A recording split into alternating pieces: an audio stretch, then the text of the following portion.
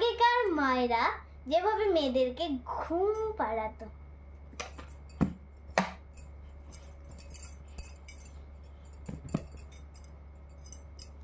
খুকি ঘুমালো, পাড়া জোড়ালো, বর্গি এলো দেশে, বুলবুলিতে ধান খেয়েছে, খাজনা দেব কিসে।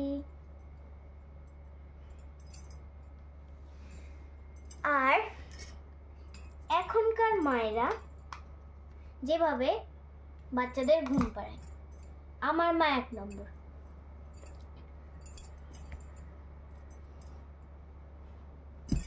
খুকি ঘুমালো, বাচ্চা গেল, ফেসবুকটা একটু দেখি, গুড নাইট পোস্ট দিয়ে দি,